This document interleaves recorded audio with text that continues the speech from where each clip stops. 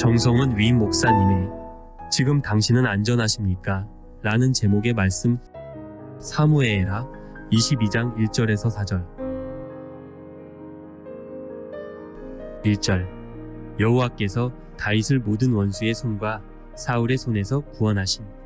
그날에 다윗이 이 노래의 말씀으로 여호와께 아뢰어 2절 이르되 여호와는 나의 반석이시요 나의 요새시요 나를 위하여 나를 건지시는 자시요 3절 내가 피할 나의 반석의 하나님이시요 나의 방패시요 나의 구원의 뿌리시요 나의 높은 망대시요 그에게 피할 나의 피난처시요 나의 구원자시라 나를 폭력에서 구원하셨도다 4절 내가 찬송 받으실 여호와께 아뢰리니 내 원수들에게서 구원을 받으리로다 아멘.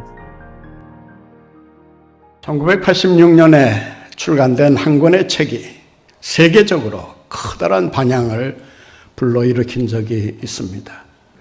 한때 잠시 인기를 얻다가 사라진 것이 아니고 오늘날까지 이 책이 주는 영향력은 지대하다라고 할 수 있습니다. 많은 학자들이 21세기를 연구하는 데 있어서 이 책을 반드시 참고하기 때문입니다. 이 책의 저자는 독일의 사회학자 울리히 백이라는 분입니다. 이분이 쓴 리스크 소사이어티, 위험 사회라는 이 책을 통해서 많은 사람들에게 영감을 주기도 했습니다. 21세기가 시작되기 20여 년 전임에도 불구하고 이 책이 나왔을 때 많은 사람들이 큰 충격을 받게 됩니다. 왜냐하면 당시 뉴 밀레니엄이라고 하는 21세기에 대한 기대는 있었지만 이 밀레니엄 시대가 어떤 식으로 진행이 될지 또 어떤 현상들이 나타나게 될지 그리고 그 시대를 살아가는 사람들의 그 변화는 어떻게 나타날지에 대해서 너무나 정확하게 확신에 찬 어조로 예언을 했기 때문입니다. 그 책에서 그가 예언한 내용들이 오늘날 하나하나 이루어지는 것을 볼 때 그 울리히 백이 가지고 있었던 학자적인 해안과 통찰력이 얼마나 뛰어났는가를 다시 한번 깨닫게 됩니다. 그는 그 책에서 이런 결론을 내립니다. 21세기는 무한한 발전을 이루는 시대가 될 것이다. 그러나 그러한 발전과 더불어 반드시 나타나는 현상이 있는데 바로 위험이다라고 말을 합니다. 위험 사회라고 하는 것은 위험한 사회가 아니라 위험이 그 사회의 관심에 집중을 받는 사회를 위험 사회라 그렇게 불렀다고 합니다. 오늘날 우리가 살아가고 있는 이 사회는 위험 사회라고 하는 말이 적절할 정도로 우리를 위협하는 위험들이 산지사방에 깔려 있음을 알 수가 있습니다. 외부로부터 오는 기근, 전염병, 지진, 쓰나미 이런 것도 위험이지만 지금 우리가 겪고 있는 위험이라고 하는 것은 그러한 물리적인 위험을 넘어서서 정신적인 위험, 영적인 위험에까지 지금 도달하고 있다라고 하는 것입니다. 이런 상황 속에서 가장 중요한 가치로 떠오르는 것이 뭐냐? 바로 safety, 안전이라고 하는 것입니다. 지금 여러분은 안전하다고 생각하십니까? 안전한 삶을 누리고 있다고 자신할 수 있습니까? 여러분의 신앙생활 안전하십니까? 코로나 팬데믹이 우리에게 던지는 하나의 중요한 질문이 있습니다. 우리의 미래는 안전한가? 라는 것입니다. 이 세상은 이대로 가도 좋은가? 라고 하는 강력한 질문을 던진 장본인이 바로 코로나 바이러스라고 할 수 있습니다. 왜 우리는 안전한 삶을 누리지 못하고 살아가는 것일까요? 우리의 삶에는 언제나 예기치 않은 일들이 일어나 우리를 위협하기 때문입니다. 어쩌면 이 세상에는 안전이라고 하는 것이 더 이상 존재하지 않는 것처럼 보이기도 합니다.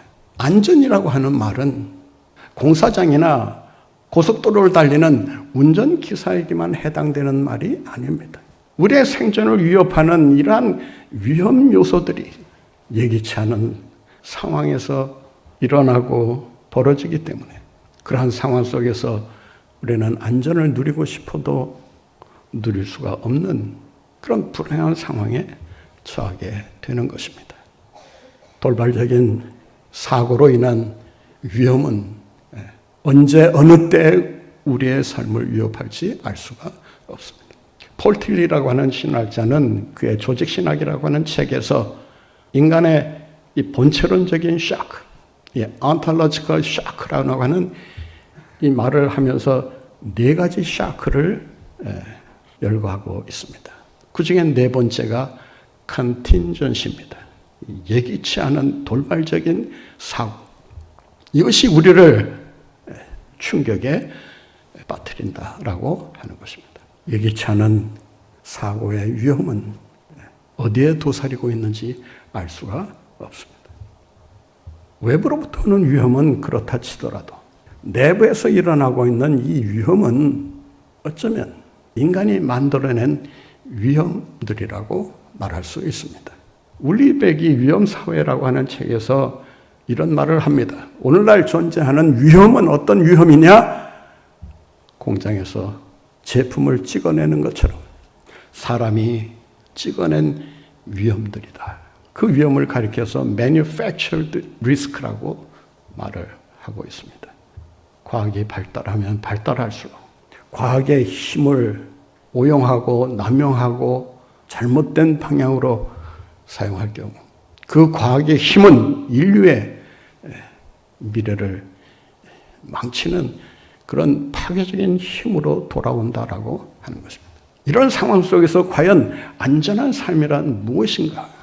어디에서 우리는 안전을 보장받을 수 있는 것일까? 여기에 대한 답을 이 시간 말씀을 들으면서 얻을 수 있어야 합니다. 왜 우리는 안전한 삶을 살지 못하고 있는 것일까요? 그 이유는 우리가 하나님을 떠나 안전수칙을 어기고 살기 때문이라고 하는 것입니다. 선악과를 따먹는 날에는 정령 죽으리라고 하는 이 말을 자기 멋대로 해석하면서 사탄이 해석한 그 해석을 그대로 받아들이는 경향이 없지 않아 있습니다. 하나님께서 따먹지 말라고 하신 것은 따먹는 날에는 하나님처럼 될까봐 하나님이 걱정해서 그런 것이다. 엄청난 환상을 심어주면서 하나님이 정해놓으신 안전수칙을 어기도록 부추겼던 것입니다. 결국 그들이 어떤 결과를 맞이할 수밖에 없었습니까? 에덴 동산에서 추방을 당할 수밖에 없었던 것입니다. 얼마 전에 WBC 그 세계 야구 대회가 있었어요. 저는 보지는 않았지만 그 1라운드에서 우리나라가 탈락을 했는데 그 패인으로 지적하는 그 한 장면이 있었다고 합니다. 방송에도 여러 번 그 장면이 등장하기도 했는데 우리나라가 지고 있을 때 한 선수가 안타를 치고 출루를 했다고 합니다. 역전할 수 있는 절호의 기회를 모처럼 잡은 것입니다. 이제는 됐다. 해보자. 이런 기운이 막 싹트기 시작하면서 그 경기를 지켜보고 있을 때 갑자기 심판이 그 안타를 치고 나간 그 선수를 향해서 아웃! 하면서 쫓아내더랍니다. 왜 그런가 해서 그 이유를 살펴봤더니 출루해서 나갔으면 그 어떤 상황이 발생하기 전까지는 그 베이스를 밟고 있어야 안전한 상황이 만들어질 수 있는데 이 친구가 아마 순간 가정 생각을 했는지 무슨 생각을 했는지 먼 산을 바라보면서 발을 떼고 있는 그런 상황이 벌어진 것입니다. 상대팀 선수가 옳다구나 하고 공으로 터치하면서 아웃을 시킨 것입니다. 아무리 출루를 성공적으로 했어도 베이스에서 발을 떼면 그 순간 아웃당할 위험에 처하게 되는 것입니다. 마찬가지로 하나님의 품을 떠나게 될 경우 아웃당할 위험에 항상 노출된다는 것을 우리가 잊지 말아야 합니다. 가장 안전한 것은 예수 그리스도 안에 있을 때입니다. 내가 내 안에, 내가 너희 안에 있을 때 많은 열매를 맺고 기도할 때 풍성한 응답을 받게 될 것이라고 약속하셨습니다. 하나님을 떠나는 순간 더 이상 안전이 보장되지 않는다는 것을 명심해야 합니다.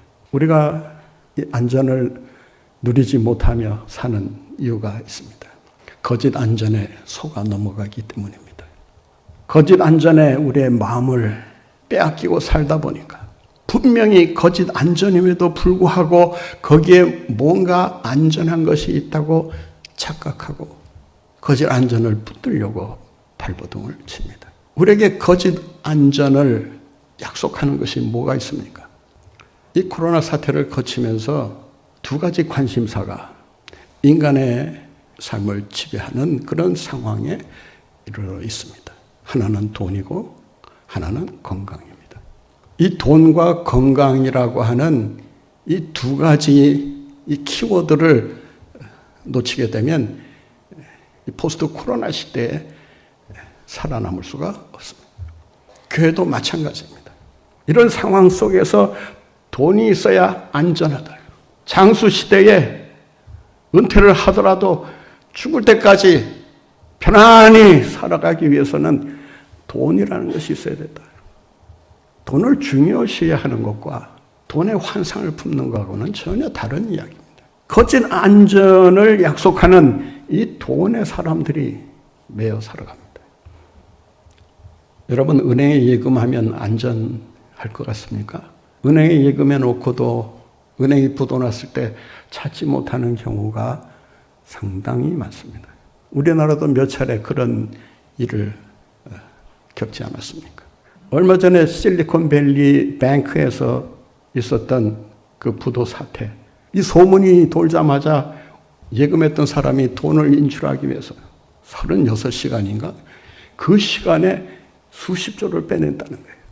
첨단 산업이 모여있는 그 실리콘밸리에서 한때 이 실리콘밸리 뱅크가 엄청난 발전을 이뤘다는 거예요. 성장을 이뤘다는 거예요. 그런데 하루아침에 부도 사태를 겪을 수밖에 없었던 것입니다. 이 사태가 더 위험한 것은 은행이라고 하는 시스템이 완전히 붕괴되는 그런 위기에 처하게 되었다고 합니다. 우리나라도 3천억인가 그 은행에 묶여 있다고 하지 않습니까? 3천억 달러인지 뭐 하여튼 하루아침에 뜯길 수 있는 거예요. 한 푼도 찾지 못한 채 알거지가 될 수 있는 이런 위험성이 존재하고 있다는 것입니다. 이건 엄연한 사실 아닙니까? 권력이 있으면 다 할 수 있다. 자기 비리도 덮을 수 있고 권력만 잡으면 못할 것이 없다. 그로 인해서 어떤 결과가 빚어지고 있습니까? 측근이라 불리는 5사람이 연달아서 극단적인 선택을 하지 않았습니다. 권력이라고 하는 것이 결코 오래가지 않는다라고 하는 이 사실을 우리가 역사적으로 경험하고 있음에도 불구하고 권력이면 다 된다라고 하는 이 엄청난 착각에 사람들이 빠져 살아가고 있는 것입니다. 권력이 가져오는 위험성이 얼마나 큰 것입니까? 나라를 뒤흔들 수도 있는 거 아니겠습니까? 거짓 안전에 속지 마시기 바랍니다. 오직 우리의 안전지대는 예수 그리스도밖에 없는 줄로 믿습니다. 어떻게 해야 우리가 안전을 누리며 살아갈 수 있을까요? 우리의 안전지대이신 하나님이 나의 하나님을 인물 고백하고 그 믿음 위에 굳게 서야 하는 것입니다. 오늘 본문 말씀에 보면 나라고 하는 1인칭을 계속 바꿔가면서 나의 반석, 나의 바위, 나의 피난처, 나의 방패, 나의 구원의 뿔, 나의 높은 망대, 나의 피할 피난처, 나의 구원자, 나의 하나님. 누구의 하나님 중요하지 않습니다. 누구의 간증 중요하지 않습니다. 문제는 나의 고백이 무엇이냐라고 하는 것입니다. 나의 간증이 무엇이냐라고 하는 것입니다. 내가 믿는 하나님이 어떤 하나님이냐? 그 하나님을 나의 하나님으로 인정하고 살아가고 있느냐?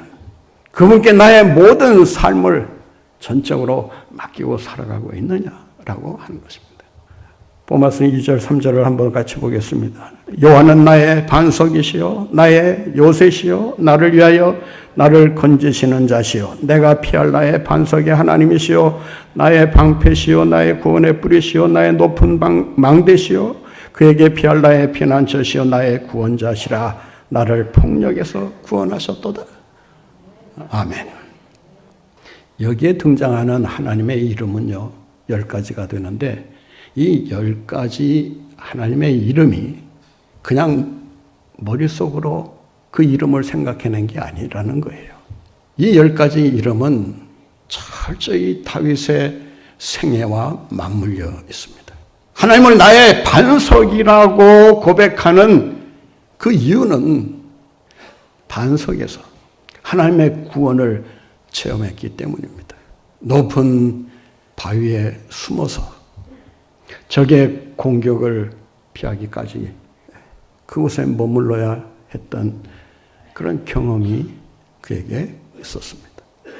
하나님이 방패가 되어주셔서 세상의 악한 세력으로부터의 공격을 막아주시기도 하셨다는 그 사실을 경험으로 고백하고 있는 것입니다. 구원의 뿔이 되셔서 친히 주님께서 나를 대신하여 싸워 이기셨다. 그 승리를 내게 주셨다. 여호와는 나의 구원의 뿔이시다. 주님이 나의 피난처가 되셔서 환난 중에 있을 때 나를 보호해 주시고 나를 안전하게 인도하셔서 오늘날 여기에 이르게 하셨다. 이 10가지 이름은 다윗이 다 머물렀던 곳입니다. 그리고 그곳에서 하나님을 경험했던 것입니다. 하나님을 만났고 그 하나님이 어떤 하나님인가를 자기의 삶을 통해 증거할 수 있게 되었다라고 하는 것입니다. 사랑하는 성도 여러분, 여러분의 인생을 돌아보면서 그 험난한 여정을 하나하나 더듬어 보면서 하나님이 그때 이렇게 해주셨지. 그때 하나님이 이렇게 피하게 해주셨지. 그때 하나님이 나를 독수리가 동물을 낚아채듯이 낚아채셔서 나를 구출해 주시지 않았는가. 사랑하는 성도 여러분, 다시 말씀드리지만 누구의 하나님이 중요하지 않습니다. 나의 하나님. 여러분이 고백하는 나의 하나님은 어떤 하나님이십니까? 반석이십니까? 바위십니까? 피난처십니까? 내가 믿는, 그리고 내가 아는, 그리고 내가 경험한 그 하나님이 나의 하나님임을 기억하고 그 하나님을 믿고 나아갈 때 여러분의 삶에 안전이라고 하는 두 글자가 새겨지게 될 줄로 믿습니다. 어떻게 해야 우리가 안전한 삶을 살아갈 수 있는 것일까요? 그날의 승리를 확신하고 믿어야 합니다. 오늘 본문 1절에 보면 이렇게 다윗은 그 자신의 그 파란만장했던 삶을 돌아보면서 하나님이 최후의 승리를 주셨다라고 고백하면서 승전가를 부르고 있습니다. 1절 말씀 함께 보겠습니다. 여호와께서 다윗을 모든 원수의 손과 사울의 손에서 구원하신 그날이 어느 날입니까? 그날이 어느 날입니까? 모든 원수의 손에서 그리고 사울의 손에서 나를 구원하신 그날, 새 생명 주신 그날, 새로운 미래를 열어주신 그날, 모든 문제를 해결해 주시고 나로 하여금 승리의 발걸음을 옮기게 해주신 그날. 여러분, 그날의 승리가 여러분의 승리의 날이 되는 줄로 믿습니다. 여기서 모든 원수의 손과 사울의 손이라고 말을 하고 있습니다. 여기서 손이라고 하는 단어는 일반적으로 신체 부위를 가리키는 야드라는 단어를 쓰지 않습니다. 본문에 기록된 손이라고 하는 단어는 카프라고 하는 손 가운데 손바닥, 손아귀를 가리키는 그런 단어를 사용하고 있습니다.